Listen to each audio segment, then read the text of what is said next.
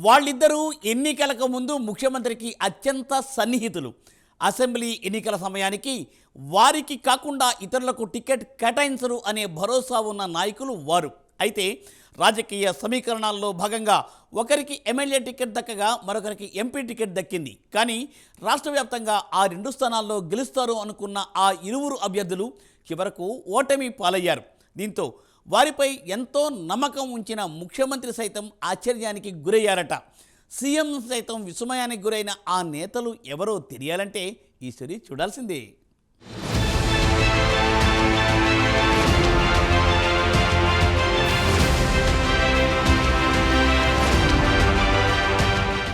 పాలమూరు జిల్లా పరిచయమక్కర్లేని జిల్లా. ఒకప్పుడు బీఆర్ఎస్ పార్టీకి కంచుకోట. ఉమ్మడి జిల్లాలో ఏ ఎన్నికలు జరిగినా విజయం మాత్రం బీఆర్ఎస్ ఖాతాలోకి వెళ్లేది. దీంతో కాంగ్రెస్ పార్టీ కూడా ఉమ్మడి పాలమూరు జిల్లాను టార్గెట్ చేస్తూ అసెంబ్లీ లోక్సభ ఎన్నికల్లో ప్రచారాన్ని హోరెత్తించింది. అసెంబ్లీ మరియు లోక్సభ ఎన్నికల్లో అనుకున్న టార్గెట్ను రీచ్ అయినా ముఖ్యమంత్రి రేవంత్ రెడ్డి నమ్మకం పెట్టుకున్న ఓ 2 స్థానాలు మాత్రం చేజారిపోయాయి. అలంపూర్ నియోజకవర్గ కాంగ్రెస్ పార్టీ అభ్యర్థి సంపత్ కుమార్, అలాగే మహబూబ్నగర్ పార్లమెంటు అభ్యర్థి చల్లా వంశీచంద్ రెడ్డి ఇద్దరూ ఎన్నికల్లో ఓడిపోవడంతో రేవంత్ రెడ్డి డైలమాలో పడ్డారట.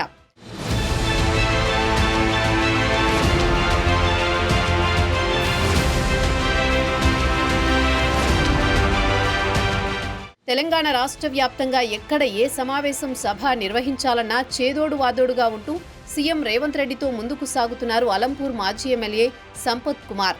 దీంతో రాష్ట్ర వ్యాప్త పర్యటనలతో రేవంత్ రెడ్డి సంపత్ కుమార్ అత్యంత సన్నిహితుడిగా అయిపోయారన్న ప్రచారం రాష్ట్ర వ్యాప్తంగా విస్తృతంగా వినిపించింది. దీనికి తోడు ఏఐసీసీ కార్యదర్శి మాజీ ఎమ్మెల్యే చల్లా వంశీచంద్ రెడ్డి పేరు కూడా ప్రచారంలో ముందుంది. రేవంత్ రెడ్డి ఏ బహిరంగ సభ నిర్వహించాలన్నా చల్లా వంశీచంద్ రెడ్డి తోడు లేనిదే ముందుకు సాగలేకపోయారు. ఆ సమయంలో ఏఐసీసీ కార్యదర్శిగా వంశీచంద్ రెడ్డికి రాహుల్ గాంధీ, సోనియా గాంధీతో పాటు కేసీ వేణుగోపాల్తో ఉన్న సాన్నిహిత్యం రాష్ట్ర వ్యాప్తంగా కాంగ్రెస్ నాయకులకు తెలిసిందే. దీంతో రేవంత్ రెడ్డి కూడా ఎన్నికల ప్రచారంలో భాగంగా వంశీచంద్ రెడ్డితో పాటు సంపత్ కుమార్ను కూడా ఆయా సభలకు తీసుకువెళ్లేవారు. అయితే ఎన్నికల సమయం వచ్చే నాటికి చాలా నియోజకవర్గాల్లో కాంగ్రెస్ పార్టీలోని విపరీతమైన పోటీతత్వం మొదలైంది. ఒక్కో నియోజకవర్గం నుంచి టికెట్కు 4-5 అభ్యర్థులు పోటీ పడ్డారు. దీంతో అలంపూర్ నియోజకవర్గంలో కూడా కాంగ్రెస్ పార్టీలో అలజడి మొదలైంది. తాము ఎన్నేళ్లుగా పనిచేసినా చివరకు సంపత్ కుమార్కే టికెట్ కేటాయిస్తారనే ప్రచారం సైతం ఆ నియోజకవర్గంలో ఊపందుకుంది. కానీ అభ్యర్థులు ఎక్కువ కావడంతో ఓ సమయంలో రేవంత్ రెడ్డి కూడా టికెట్ కేటాయించడంతో కొంత టెన్షన్ పడ్డారట. చివరకు ఎన్ని అడ్డంకులున్నా తనకు ఎన్నికలకు ముందే చేదోడు వాదోడుగా ఉన్న సంపత్ కుమార్కే మరోసారి అలంపూర్ టికెట్ కేటాయించారు రేవంత్.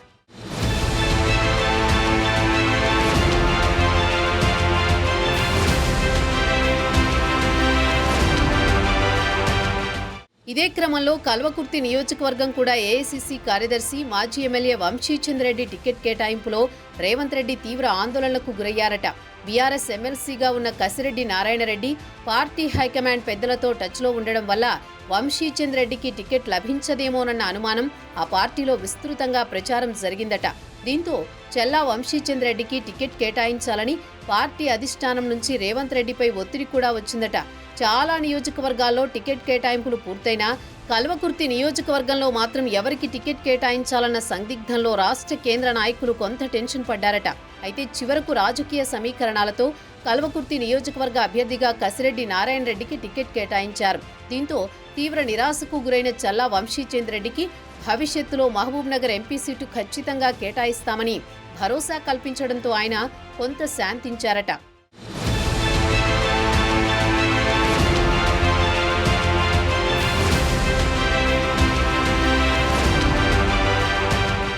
రెండు 2023 ఎన్నికల్లో రాష్ట్ర వ్యాప్తంగా కాంగ్రెస్ పార్టీ ప్రభంజనం సృష్టించింది. కానీ అనూహ్యంగా రేవంత్ రెడ్డికి అత్యంత సన్నిహితుడిగా మెలిగిన సంపత్ కుమార్ ఓటమి రేవంత్ రెడ్డి జీర్ణించుకోలేకపోయారట.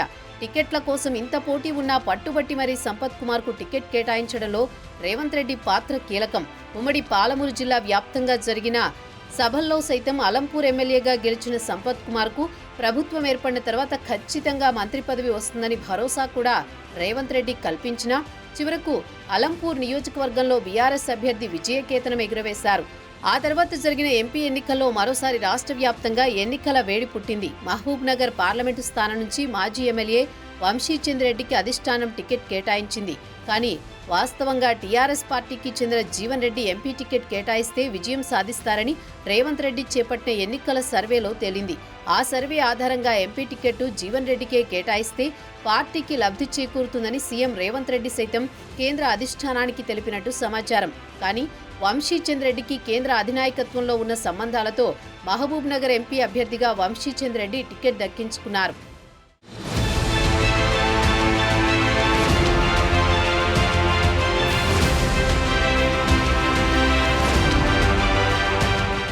పాలమూరు లోక్సభ పరిధిలో ఉన్న 7 అసెంబ్లీ నియోజకవర్గాల్లో ఎంపీ అభ్యర్థిగా వంశీచంద్ రెడ్డి పర్యటనలు చేశారు. ఏ నియోజకవర్గంలో సభలు నిర్వహించినా ప్రజలు వేల సంఖ్యలో హాజరయ్యేవారు. దీనికి తోడు రాష్ట్రంలో కాంగ్రెస్ ప్రభుత్వం ఉండడం, ఎంపీ అభ్యర్థిగా కాంగ్రెస్ పార్టీ అభ్యర్థిని గెలిపిస్తే నిధులు కూడా ఎక్కువగా వచ్చే అవకాశం ఉంటుందని ఆలోచనలతో సైతం ప్రజలు కూడా సభలకు, సమావేశాలకు హాజరయ్యేవారు. కానీ కొన్ని సందర్భాల్లో అభ్యంతరకరమైన వ్యాఖ్యలు చేయడం ఉమ్మడి జిల్లా వ్యాప్తంగా ఉన్న ఎమ్మెల్యేలకు నచ్చలేదట. పలుమార్లు వంశీకి నచ్చజెప్పడానికి ప్రయత్నించిన ఎమ్మెల్యేలను సైతం దబాయించేవారట. బీజేపీ అభ్యర్థిగా బరిలో నిలిచిన డీకే అరుణపై పలుమార్లు విమర్శలు చేశారు వంశీ. దీంతో అన్ని నియోజకవర్గాల్లో వంశీచంద్ రెడ్డిపై వ్యతిరేక ప్రచారం జరుగుతుందన్న ఇంటెలిజెన్స్ రిపోర్ట్తో సీఎం రేవంత్ రెడ్డి సైతం అలర్ట్ అయ్యారట. సొంత జిల్లాలో అభ్యర్థిని గెలిపించుకునేందుకు సీఎం రేవంత్ రెడ్డి సవాలుగా తీసుకున్నారు. కానీ క్షేత్రస్థాయిలో వంశీ వ్యవహార శైలి మాత్రం అటు పార్టీకి ఇటు నాయకులకు నచ్చకపోవడం కొంత చర్చనీయాంశంగా మారింది. అయినా సీఎం తన ఇలాకాలో గెలిపించుకోవాలన్న కసి కూడా మొదలైందట.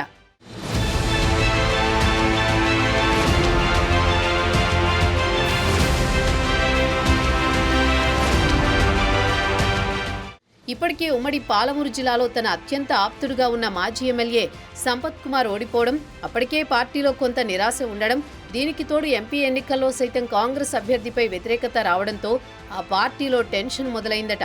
దీంతో చివరకు సీఎం రేవంత్ రెడ్డి వంశీచంద్ రెడ్డిని మోటివేట్ చేయడం, ఎన్నికల్లో ఎలా ముందుకు సాగాలన్న వ్యూహాలను కూడా రూపొందించారట.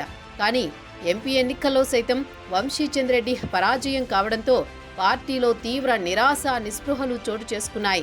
ప్రభుత్వం ఉండి కూడా అది ముఖ్యమంత్రి జిల్లాలో ఎంపీ అభ్యర్థిగా ఓడిపోవడం, రాష్ట్ర వ్యాప్తంగా సీఎంపై కూడా చాలా విమర్శలొచ్చాయి. కర్ణుడి చావుకి లక్ష్య కారణాలన్నట్లు కాంగ్రెస్ అభ్యర్థి గెలవడం కూడా ఉమ్మడి జిల్లా వ్యాప్తంగా ఉన్న ఎమ్మెల్యేలకు సైతం ఇష్టం లేదట అనే ప్రచారం కూడా కొనసాగింది. ఒకవేళ ఎంపీగా గెలిస్తే మొత్తం అజమాయిషీ వంశీచంద్దే ఉంటుందన్న ప్రచారం సైతం జరిగిందట. ఏది ఏమైనా సీఎం రేవంత్ రెడ్డికి అత్యంత ఆప్తులు అనిపించుకున్న ఇద్దరు అభ్యర్థులు ఓటమి చెందడం అటు కాంగ్రెస్లో చర్చనీయాంశంగా మారింది. సీఎం ఇలాకాలో సైతం అభ్యర్థిని గెలిపించుకోలేరన్న విమర్శలు రేవంత్ రెడ్డికి తప్పలేదు. భవిష్యత్తులో జరిగే స్థానిక సంస్థల ఎన్నికల్లో అయినా ఈ ఇద్దరు నాయకులు నియోజకవర్గాల్లో ప్రచారం ఏ విధంగా చేయబోతారో వేచి చూడాలి.